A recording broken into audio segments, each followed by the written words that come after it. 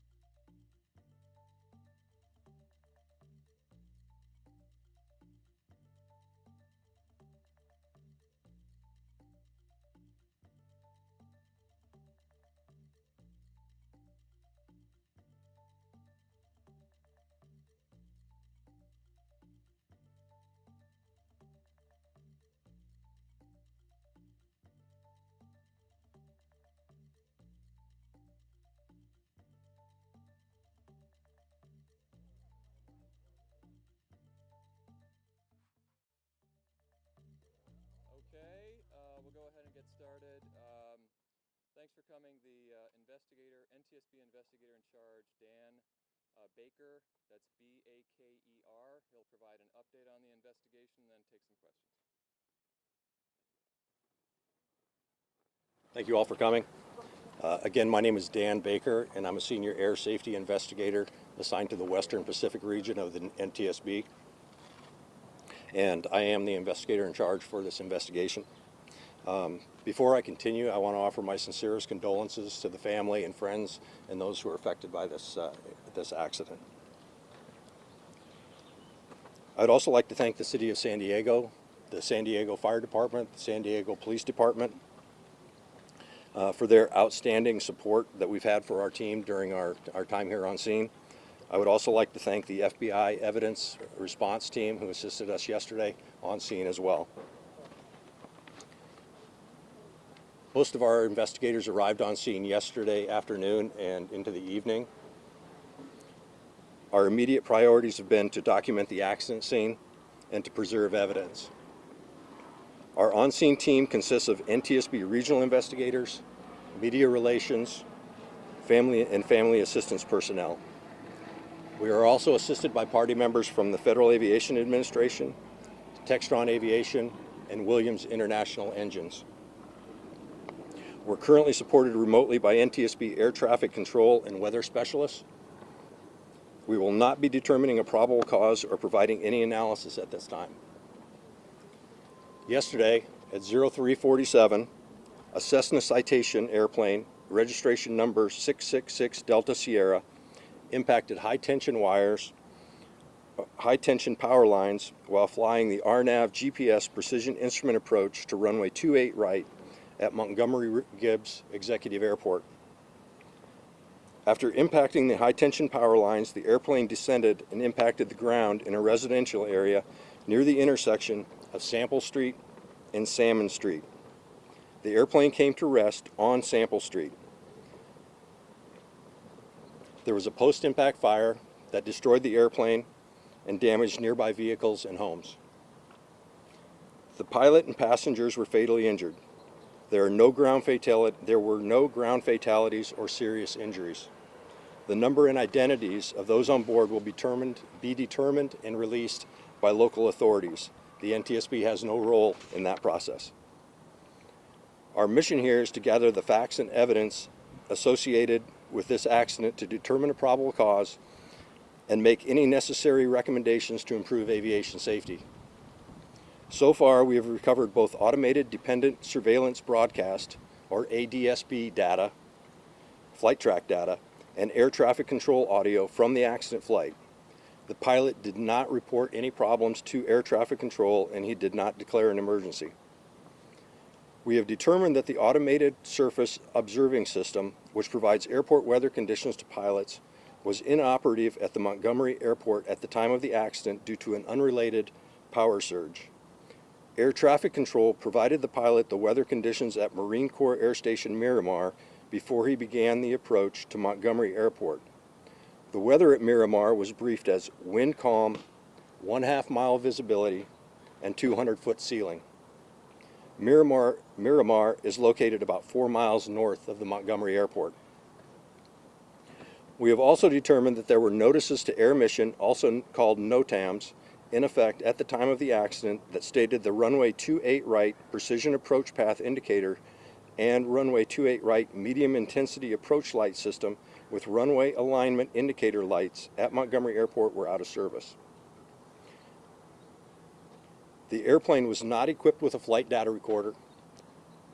We are trying to determine at this time if the airplane was equipped with a cockpit voice recorder. We have maintenance records that indicate that there may have been one installed in the past, but we will not know for certain until we complete our wreckage examination. Once our on-scene activities are completed, the airplane wreckage will be recovered to a secure facility where it will be available if any additional examinations are necessary.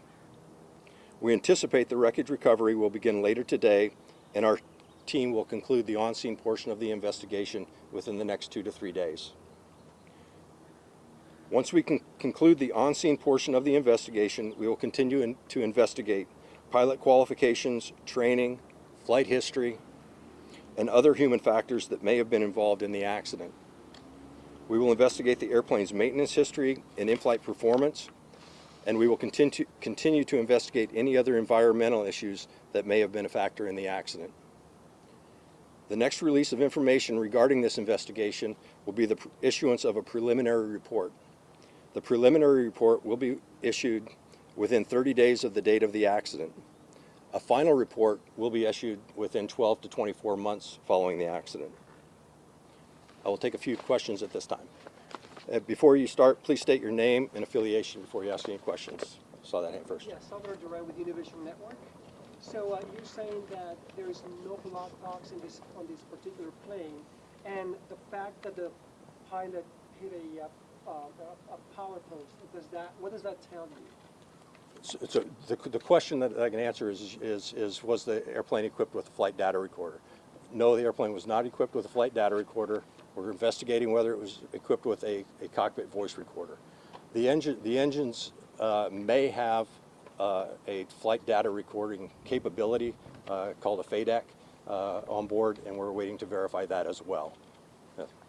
Matthew Seedorf, Fox LA. Is it normal for an airport to have a non-working ASOS system? And then what kind of challenges would that make for pilots trying to land in weather?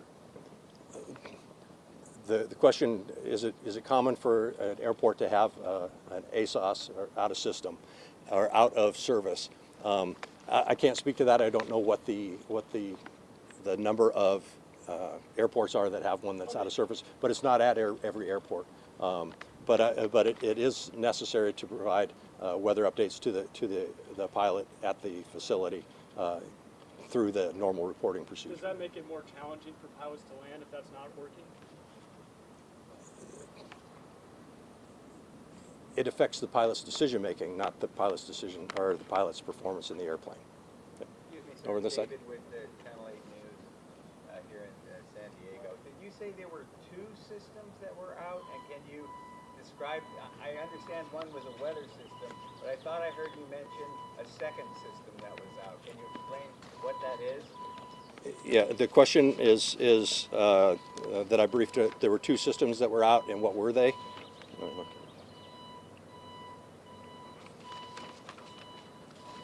So there were notices to air mission, which is a notification system to pilots and aircrew, whether there's any important information that they need to pass on to the to aircrew about any restrictions or runway closures, various other things that may be happening at an airport or an air traffic control facility. And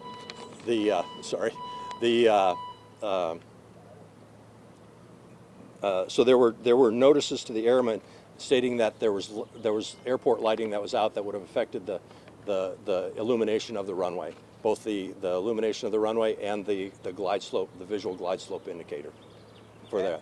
That's the lighting that allows them to remotely turn it on at night? Yes. Yes. So that didn't work? Correct. And then in addition, the second part of that question was the ASOS. Those are unrelated to the lighting.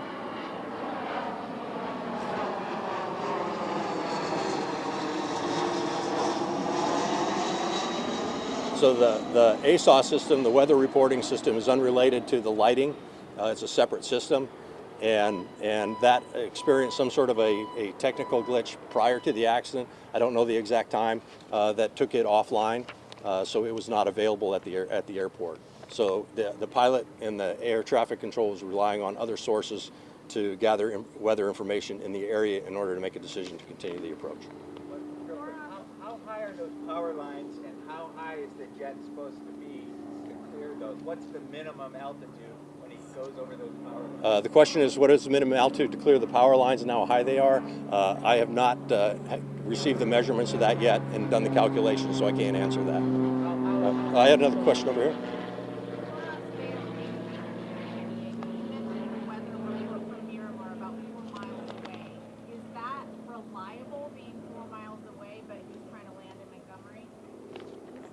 I don't know whether it is or not. The question is, was the weather at Miramar reliable for the pilot to make a decision, or for the approach.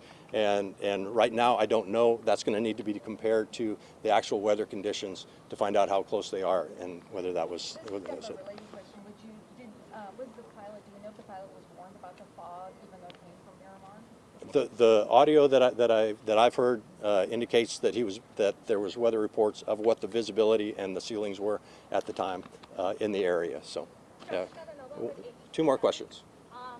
So I spoke with the National Weather Service. They said that they knew of the ASOS having issues May 20th, and that the FAA is responsible for maintaining the ASOS, but the FAA is also part of this investigation. So who oversees that part of the investigation? The question is who oversees the weather facility there and with the FAA being part of the investigation. Who is responsible for maintaining the ASOS? And was the FAA made aware and when that it wasn't properly functioning since May 20th? Because the National Weather Service said they knew as of May 20th that it wasn't properly functioning. So the question is was the FAA aware, and what was the other part of that?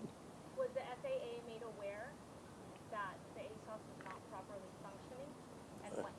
Okay, was the FAA aware, and if so, when? And the answer to that question is I need to find that out because I don't know the answer to that question. I apologize. One more question. Telemundo, I would like to understand if they say were 6 bodies in the scene so far. Do you know about more victims? If there were like minors over there, women, men, do you know so far? Yeah. About that? Well, as I stated before, any information relating to the release of the occupants, as far as their names, numbers, and that sort of thing, is going to come through the local authorities. I can't answer that. So. The bodies are already in the medical Yep. examiner? How much more complicated okay. is the investigation without a flight data recorder? I won't say it's more complicated. The question is how much more complicated is it without a flight data recorder? Flight data recorders provide a myriad of information depending on the make, model, and the installation, and so obviously any information you can get adds to that investigation. But without it, we use other sources of information, whether it's air traffic control, witnesses, video, the evidence that's available on the wreckage itself to tell a story of what happened. That's it. Thank you. The lights on the runway, is it normal for a pilot to land without lights on the runway?